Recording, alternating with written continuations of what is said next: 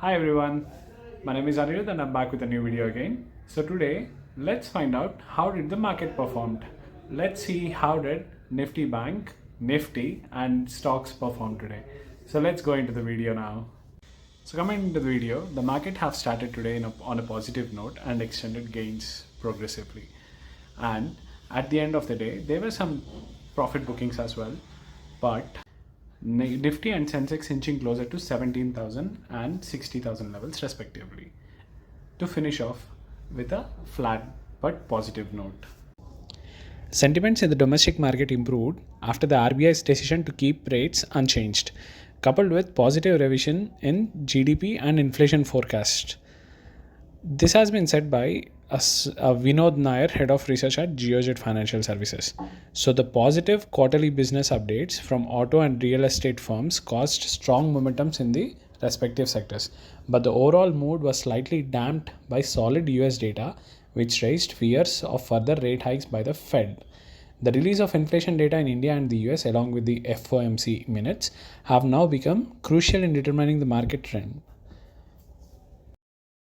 So coming to the RBI policy, as you all know that on April 6th, RBI has surprised everyone with no increase in basis points and put the analysts on pause. So many analysts thought that there would be an increase of 25 basis points, but RBI has given a surprise.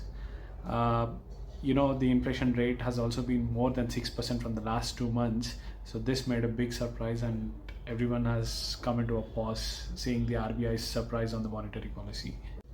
So as you know, on April 12th, one of the major companies in India, TCS, is going to give the quarter 4 results.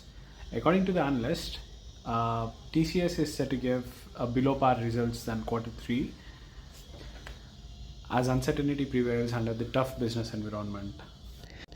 Impact of revenue growth of TCS. Not just TCS, but rivals too will be tracked closely for commentary on how the BFSI sector crisis will impact demand outlook and overall global client sentiments. This quarter was marked by collapse of Silicon Valley Bank and Signature Bank of the US, followed by Switzerland's Credit Suisse, and the likely impact of sectors and industries dependent on it. It is also said that TCS has likely got the highest exposure in Tier 1, set with large relationships developed over the decades in both the US as well as Europe. According to analysts, while the collapse of these regional US banks won't have direct impact on the Indian IT service firms, but there are some delays expected in decision making in the near term for the next 6 months. Coming to the metal industry, today we have seen that Hindalco has increased by 1.53%, closing at 411.15 rupees, up by 6 rupee 20 paisa. And Hindalco is the world's largest aluminium company by revenues and also a major player in copper. And it is one of the Asia's largest producers of primary aluminium. So, ICICI Direct, according to their reports and research, they have valued Hindalco at rupees 465. ONGC and Oil India.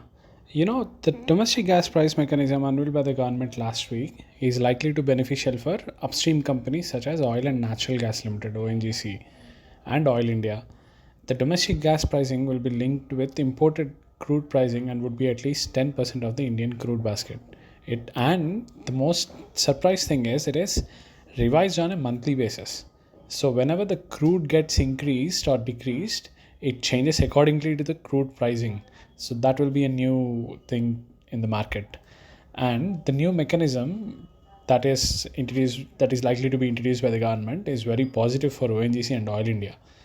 And today ONGC has increased more than 4% and Oil India has also increased by mere 1%.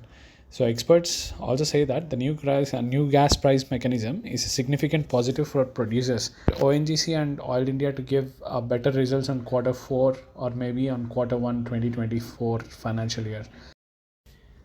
So that's it for today, and please like, comment and subscribe to this channel. I'll see you in the next video. Bye bye. Good night.